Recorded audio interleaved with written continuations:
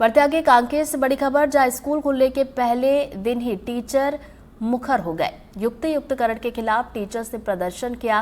काली पट्टी बांधकर ये टीचर्स स्कूल पहुंचे। तो छत्तीसगढ़ में स्कूलों का आज से नया सत्र शुरू हो रहा है और पहले दिन ही टीचर यहां पर मुखर दिखाई दिए। युक्तिकरण की प्रक्रिया छत्तीसगढ़ में चल रही है और इसी के खिलाफ टीचर्स ने प्रदर्शन किया है और काली पट्टी बांधकर टीचर्स स्कूल पहुंचे हैं। तो छत्तीसगढ़ में बता दें कि आज से ही स्कूल का नया सत्र शुरू हो रहा है।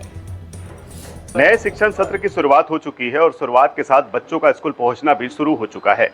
इस वक्त जो है हम जिला मुख्यालय कांकेर के गर्ल्स स्कूल में हैं और आप देख सकते हैं मेरे पीछे काफ़ी संख्या में छात्र शिक्षक हैं। सबसे पहले तस्वीर दिखाते हैं यहाँ पर किस तरह से, देखिए तमाम जो बुक्स है जो छात्रों के लिए है, छात्र छात्राओं के लिए है, वो यहाँ पर बुक्स भी पहुँच चुके हैं। उन्हें आज वितरण भी किया जाएगा क्योंकि आज फर्स्ट डे है और ये बुक्स का वितरण जो है यहाँ पर आरंभ हो जाएगा और ये तमाम तरह की बुक जो है वो यहाँ पर पहुँच चुकी है।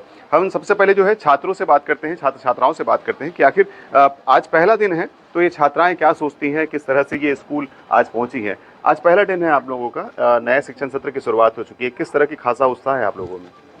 हम लोग को बहुत ज़्यादा एक्साइटमेंट थी कि जल्दी स्कूल खुले और स्टडीज़ चालू हो, न्यू फ्रेंड से मिलना और फिर हमारी पढ़ाई भी शुरू हो जाएगी, तो बहुत एक्साइटमेंट थी उसलिए। कौन से क्लास में आप?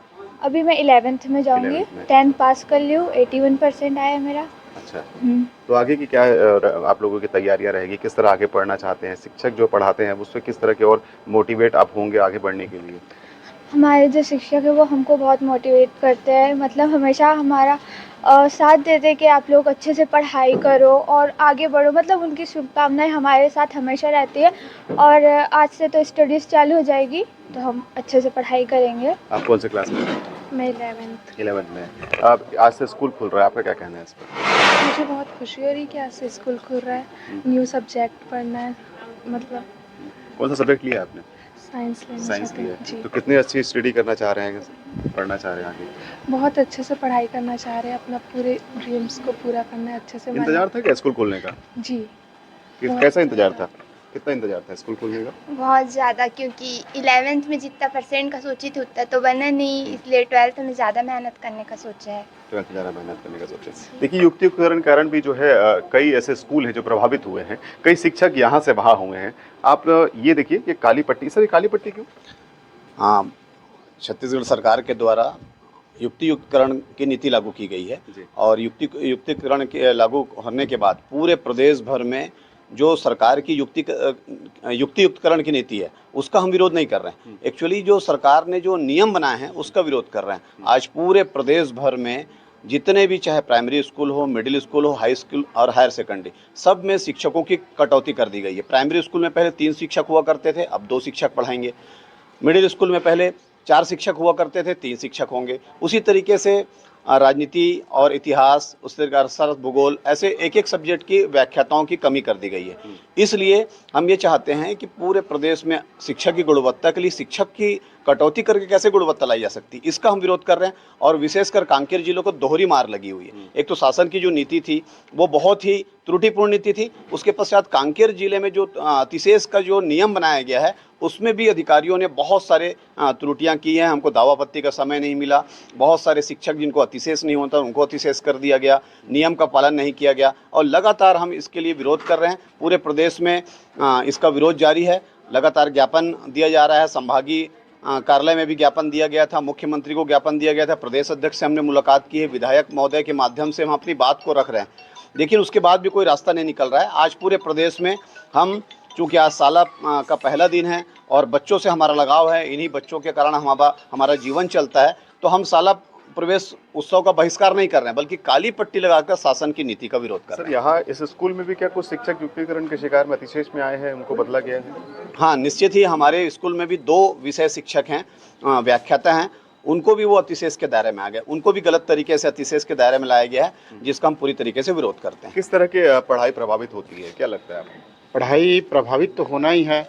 जैसे ज्योग्राफी को इकोनॉमिक्स वाले पढ़ाएंगे, इकोनॉमिक्स को हिस्ट्री वाले पढ़ाएंगे, तो कैसे पढ़ा सकते हैं?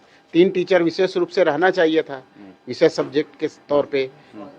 कई जगह ऐसे हुए हैं 275 स्टूडेंट में आपको टीचर्स 2 लैंग्वेज टीचर्स होने चाहिए थे, वहाँ भी नहीं है।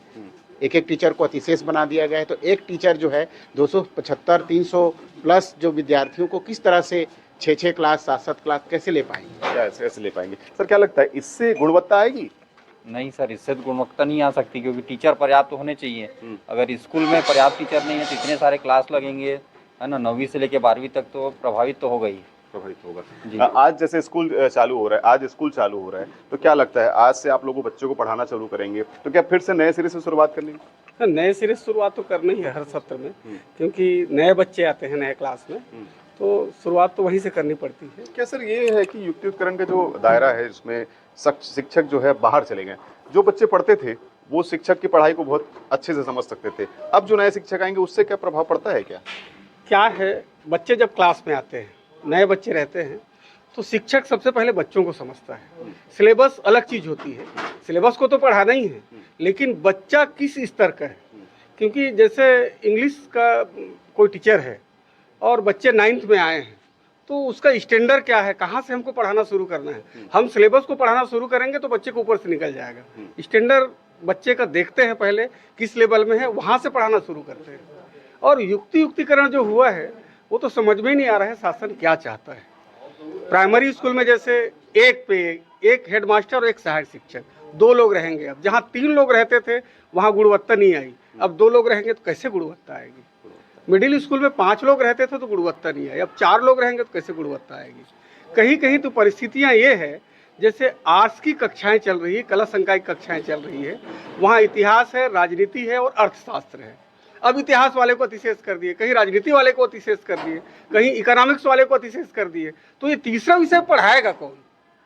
बच्चों की पढ़ाई प्रभावित होगी। बच्चों की पढ़ाई प्रभावित होगी, इससे गुणवत्ता आना नहीं है, बल्कि ये शासन क्या चाहती है, उसकी मंशा क्या है, ये समझ में नहीं आ रहा है। ये थे क्या ये प्राइवेट? और देखिए निश्चित तौर पर ये कहना है कि युक्तियुक्तकरण का ये विरोध नहीं कर रहे हैं, लेकिन जो शासन ने नीति बनाई उसका विरोध कर रहे हैं। फिलहाल आज ये छात्र जो है पढ़ने के लिए पहुंचे हैं, आज इनका पहला दिन है, और हालांकि कुछ शिक्षक जरूर बदले हैं, युक्तियुक्तकरण के दायरे में जो आए हैं शिक्षक जरूर बदले हैं। हालांकि शिक्षक यही कह रहे हैं कि फिर से नई शुरुआत, यानी कि हर साल नई शुरुआत करनी पड़ती है, क्योंकि बच्चों को नई शिक्षा देनी है, क्योंकि वो बच्चे आगामी कक्षाओं में वो प्रवेश करते हैं। और निश्चित तौर पर आज पहला दिन है, तो आगामी समय के लिए इन बच्चों को तैयार करना इन शिक्षकों के लिए बेहद ही चुनौती है, और निश्चित तौर पर ये शिक्षक उस कार्य को करते भी नजर आ रहे हैं। नीरज तिवारी, NDTV, कांकेर। बड़ी खबर पचमढ़ी से। पचमढ़ी में बीजेपी प्रशिक्षण शिविर का आज आखिरी दिन है। पचमढ़ी पहुंचे हैं केंद्रीय मंत्री राजनाथ सिंह और प्रशिक्षण शिविर में शामिल होने के लिए पहुंचे हैं। तो शिविर के